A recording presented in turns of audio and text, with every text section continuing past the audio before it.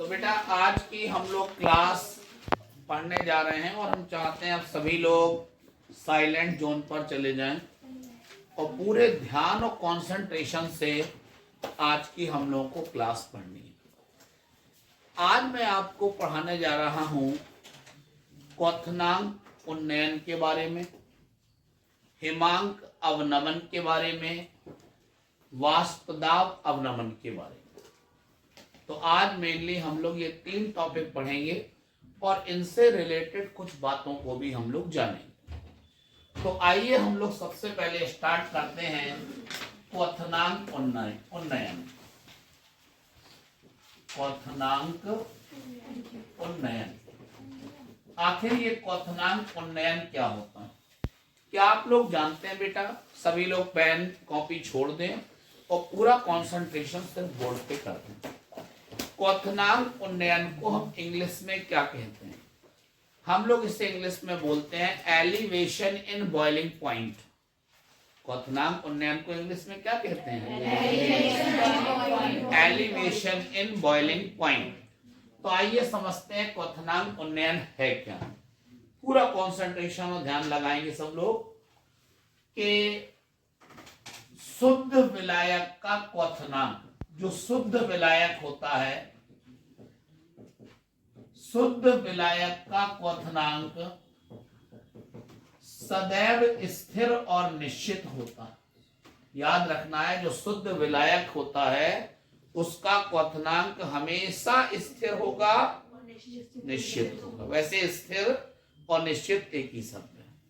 अगर आप ये दोनों शब्द ना बोल के एक शब्द भी बोल देंगे तो भी कोई दिक्कत नहीं है।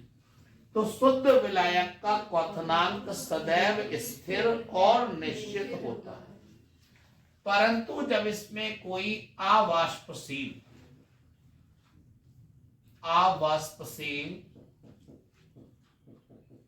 विद्युत अन अपघट्य मिलाया जाता है, विद्युत अन अपघट्य मिलाया जाता है, तो बेटा विलयन के क्वथनांक में वृद्धि हो जाती है।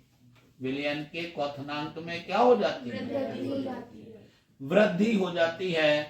क्वथनांक में होने वाली इस वृद्धि को ही क्वथनांक उन्नयन कहते हैं।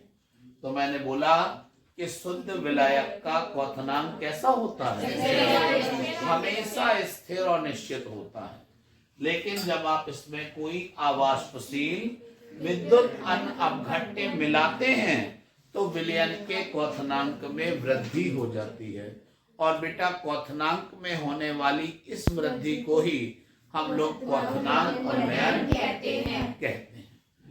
क्या आप जानते हैं बेटा कि मान लेते हैं हम लोग कि माना कि शुद्ध विलायक का क्वथनांक, जो शुद्ध विलायक है इसका क्वथनांक T0 है। हमने मान लिया कि शुद्ध विलायक का क्वथनांक क्या है? T0 है और विलयन का क्वथनांक T है। विलयन का क्वथनांक क्या है बेटा? विलयन का क्वथनांक आपको याद रखना है T है। तो क्वथनांक उन्नयन डेल्टा टीवी बराबर होता है T माइनस T0, यानी कि विलयन के क्वथनांक में से आपको विलायक का क्वथनांक घटाना है। और ऐसा क्यों करते हो? क्योंकि विलयन के क्वथनांक में वृद्धि हो रही है। इसका मतलब है कि विलयन का क्वथनांक ज्यादा है, तो ज्यादा वाले में से तुम्हें कम वाले को घटाना पड़ेगा। ठीक है? तो अगर कोई पूछे क्वथनांक उन्नयन क्या है, यानी कि एलिवेशन इन बॉइलिंग पॉइंट क्या है, तो मैं आपको बता दूं फिर से कि शुद्ध विलायक का क्वथनांक सदैव स्थिर और निश्चित होता है, परंतु जब इसमें कोई अवाष्पशील विद्युत अनपघट्य मिलाया जाता है तो आपको याद रखना है कि विलयन के क्वथनांक में वृद्धि हो जाती है। क्वथनांक में होने वाली इस वृद्धि को ही हम लोग क्या नाम देते हैं? क्वथनांक उन्नयन कहते हैं। मान लो कि शुद्ध विलायक का जो क्वथनांक है वो T0 है और विलयन का क्वथनांक T है। समझे ना? ये मानी हुई चीज है, कुछ भी मान सकते हो। जरूरी नहीं आप T0 और T मानो, आप कुछ भी मान लो, A0 A मान लो, कोई फर्क नहीं पड़ेगा उससे। तो क्वथनांक उन्नयन डेल्टा टीवी बराबर, एक्चुअली क्वथनांक उन्नयन को बेटा हम लोग डेल्टा टीवी से प्रदर्शित करते हैं। तो डेल्टा टीवी बराबर हो गया टी माइनस टी नॉट। ज्यादा वाले क्वथनांक में से कम वाले क्वथनांक को हमने घटा दिया। विलयन का क्वथनांक आप देख सकते हो, जो विलयन है ना उसके क्वथनांक में देखो वृद्धि हो रही, मतलब विलयन का क्वथनांक ज्यादा है, तो हमने ज्यादा वाले क्वथनांक में से किसे घटा दिया बेटा? कम वाले को घटा दिया। तो अगर कोई भी आपसे पूछता है क्वथनांक उन्नयन क्या है, तो आपको शर्माना नहीं है, घबराना नहीं है, आपको हेजिटेट नहीं होना, बहुत बढ़िया तरीके से आप आंसर दे देंगे कि शुद्ध विलायक का क्वथनांक कैसा होता है? सदैव स्थिर और निश्चित होता है। परंतु जब आप इसमें क्या मिलाते हैं? अवाष्पशील विद्युत अनघट्य मिलाते हैं, तो विलयन के क्वथनांक में क्या हो जाती है? विलयन के क्वथनांक में वृद्धि हो जाती है। क्वथनांक में होने वाली इस वृद्धि को क्या कहते हैं? क्वथनांक उन्नयन कहते हैं। इसे किससे प्रदर्शित करते हैं? डेल्टा टीवी से प्रदर्शित करते हैं। हमने मान लिया कि शुद्ध विलायक का क्वथनांक क्या है और विलयन का क्वथनांक, तो क्वथनांक उन्नयन डेल्टा टीवी बराबर क्या हो जाएगा? टी माइनस टी नॉट हो जाएगा। तो आपको समझ में आ गया होगा, कोई प्रॉब्लम तो नहीं, दिक्कत तो नहीं। अच्छा, वैसे मैं आपको बता दूं, मैंने तुम्हें क्वथनांक उन्नयन तो समझा ही दिया, लेकिन बेटा कि इसमें एक शब्द आ रहा है क्वथनांक। ये क्वथनांक की जो परिभाषा है 10th लेवल में भी आती है, समझ में आ रही ना। लेकिन अक्सर जब हम लोगों से पूछते हैं अच्छा बताओ क्वथनांक क्या है, तो लोग उसको प्रॉपरली एक्सप्लेन नहीं कर पाते हैं। क्या कहेंगे? जैसे हम कहेंगे क्वथनांक क्या है, तो ये बोल दे जिसमें कोई द्रव उबलने लगता है क्वथनांक हो जाता है। तो ये गलत नहीं है, सही है ये वाली बात, लेकिन इसको हम लोग अगर प्रॉपर लैंग्वेज देंगे तो फिर कैसे बोलेंगे। तो आइए हम आपको एक बार क्वथनांक के बारे में भी बता दें कि क्वथनांक क्या होता है। तो हम लोग इसकी परिभाषा लिखेंगे कि वह ताप जिस पर किसी द्रव का वाष्प दाब वायुमंडलीय दाब के बराबर हो जाता है, क्वथनांक कहलाता है। वह ताप जिस पर किसी द्रव का वाष्प दाब वायुमंडलीय दाब के बराबर हो जाता है, क्वथनांक कहलाता है।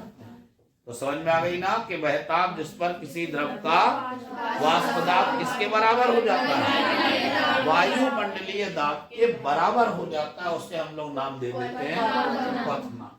तो आपको समझ में आ गया ना क्वथनांक उन्नयन क्या होता है, ठीक है ना। तो हम चाहते हैं आप लोग एक बार 30 सेकंड का मैं टाइम दे रहा हूं, आप लोग मन में जल्दी से जरा ऐसे रिवाइज करके बेटा आज की इस क्लास में जो अभी मैंने आपको टॉपिक पढ़ाया है, मैं आपको इसमें एक वर्ड अभी एक्सप्लेन करना चाहता हूं कि ये जो मैं नाम बार बार ले रहा हूं अवाष्पशील विद्युत अनवघट्य, ये क्या होता है। तो मैं आपको बताता हूं कि बेटा विद्युत अपघट्य जो पदार्थ है वो दो प्रकार के होते हैं, एक होते हैं विद्युत अपघट्य और एक होते हैं विद्युत अनवघट्य। बेटा विद्युत अपघट्य वो होते हैं जो जल में घोलने पर आयनित हो जाते हैं। जैसे मैं उदाहरण देता हूं, अगर आप नमक ले लें, NaCl ले लें और इसे पानी में अगर आप डाल दें तो ये पानी में घुल जाएगा और Na पॉजिटिव Cl नेगेटिव आयनों में टूट जाएगा, मतलब ये आयनित हो जाएगा। समझ में आ रही ना। अगर आप HCl ले लें और इसे पानी में डाल दें, घोल दें इसे HCl को, तो H positive Cl negative ion में टूट जाता है। तो जो पदार्थ जल में आयनित हो जाते हैं उन सबको नाम दिया जाता है विद्युत अपघट्य। अब विद्युत अनवघट्य क्या होते हैं? वे पदार्थ जो पानी में घुल तो जाते हैं लेकिन आयनित नहीं होते हैं, उन्हें बोलते हैं विद्युत अनवघट्य।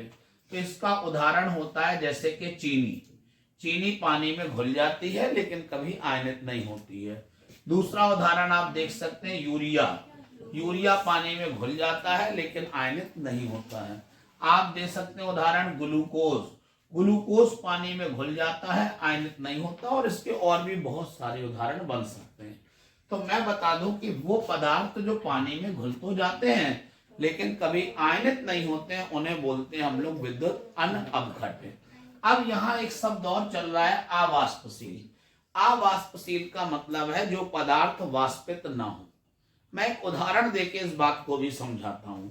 जैसे मान लीजिए आप एक किसी भी बर्तन में पानी भर दें और इसमें आपने कुछ चम्मच चीनी डाल के घोल दी और विलयन बना दिया। इस विलयन को मान लीजिए आपने आग के ऊपर रखकर इसको गर्म करना शुरू कर दिया।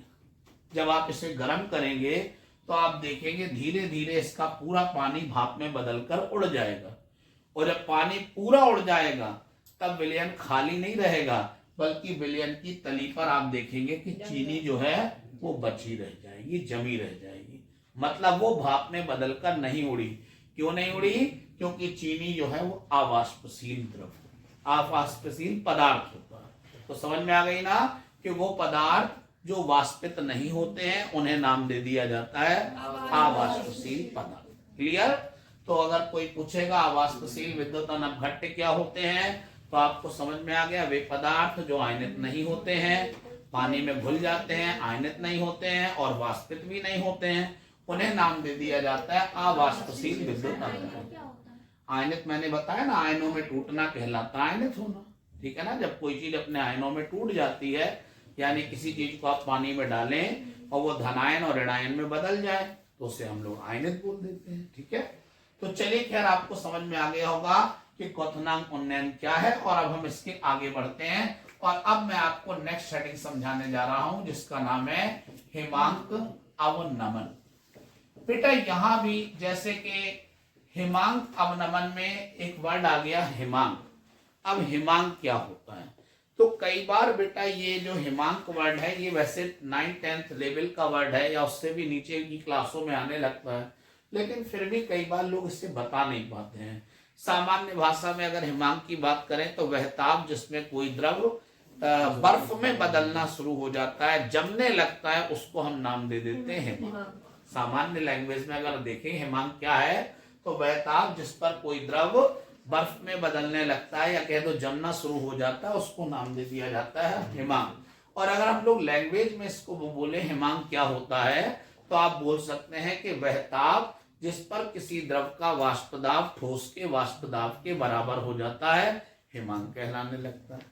वह ताप जिस पर किसी द्रव का वाष्प दाब किसके बराबर हो जाता है, ठोस के वाष्प दाब के बराबर हो जाता है, उसको बेटा हम लोग नाम दे देते हैं हिमांक। आइए हम लोग अब पढ़ते हैं हिमांक अवनमन क्या है, क्योंकि हमारा टॉपिक मेन ये है हिमांक अवनमन। हिमांक अवनमन को आप जानते हैं क्या? इंग्लिश में हम लोग क्या बोलते हैं? इसे इंग्लिश में कहते हैं depression in freezing point. English में क्या बोलते हैं इसे हम लोग? Depression in freezing point. Depress माने होता है कम होना, घटना। ठीक है ना? तो क्या होती है हिमांक अवनमन की परिभाषा, आइए समझते हैं। तो हम लोग लिखेंगे बेटा कि जो शुद्ध विलायक होता है, कोई भी शुद्ध विलायक हो, शुद्ध विलायक का आपको याद रखना है कि हिमांक सदैव स्थिर और निश्चित होता है। बहुत बढ़िया बात है, बिल्कुल सही है कि जो शुद्ध विलायक है उसका हिमांक हमेशा कैसा होगा? स्थिर और निश्चित होगा। लेकिन बेटा अगर हम लोग इसमें कोई अवाष्पशील क्या मिलाते हैं? अगर हम इसमें कोई अवाष्पशील विद्युत अनअपघट्य मिलाते हैं, अवाष्पशील विद्युत अनअपघट्य मिलाते हैं, तो याद रखना है कि विलयन के हिमांक में कमी आ जाती है। विलयन के हिमांक में क्या आ जाती है? आपको याद रखना है कमी आ जाती है, और हिमांक में होने वाली इस कमी को ही हम लोग नाम देते हैं हिमांक अवनमन। तो आपने देख लिया ना कि जो शुद्ध विलायक है उसका हिमांक कैसा होता है? सदैव स्थिर और निश्चित होता है। परंतु जब आप इसमें कोई अवाष्पशील विद्युत अनअपघट्य मिलाते हैं तो विलयन के हिमांक में क्या आ जाती है? कमी आ जाती है, और हिमांक में होने वाली इस कमी को ही हम लोग क्या कहते हैं? क्या आप जानते हैं हिमांक अवनमन को बेटा हम लोग डेल्टा टीएफ से प्रदर्शित करते हैं। हिमांक अवनमन को किससे प्रदर्शित करते हैं? डेल्टा टीएफ से करते हैं। क्या आप जानते हैं? हम लिख सकते हैं, क्या लिख सकते हैं समझो जरा, कि माना कि शुद्ध विलायक का हिमांक, हमने मान लिया कि जो शुद्ध विलायक है इसका हिमांक क्या है, तो शुद्ध विलायक का हिमांक हमने मान लिया कि T0 है। क्या मान लिया? T0। और हमने माना कि विलयन जो होता है, विलयन का हिमांक TF है। क्या मान लिया? कोई जरूरी नहीं, आप चाहो तो टी अकेला भी मान सकते हो इसे, या टी एफ मान लो, उससे कोई दिक्कत नहीं है। तो आप लिखेंगे हेमांक अवनमन डेल्टा टी एफ बराबर होगा T not minus T F. कई बार बच्चे कहते हैं सर ये आपने क्या कर दिया, यहाँ वाले सूत्र में तो आपने टी में से टी नॉट घटाया था, यानी विलयन के क्वथनांक में से विलायक का क्वथनांक घटाया था। यहाँ आप उल्टा कर रहे होगे, यानी कि विलायक में से विलयन को घटा रहे हो। एक्चुअली बेटा ये परिभाषा पर डिपेंड कर रहा है, हमें हमेशा ज्यादा वाले में से कम वाले को घटाना पड़ता है। तो आपको मालूम है जो विलयन का हिमांक है, आप देख सकते हैं यहाँ पर लिखा है, उसमें कमी हो रही है। विलयन के हिमांक में क्या हो रही है? तो ज्यादा कौन हुआ? विलायक। तो इसीलिए विलायक के हिमांक में से हमें विलयन का हिमांक घटाएंगे, तब जाके हमें हिमांक अवनमन प्राप्त हो पाएगा। तो अगर कोई पूछेगा हिमांक अवनमन क्या है, तो आप लोग बता सकते हैं ना, कोई दिक्कत तो नहीं किसी को। लास्ट बार हम लोग सुनेंगे कि शुद्ध विलायक का हिमांक कैसा होता है?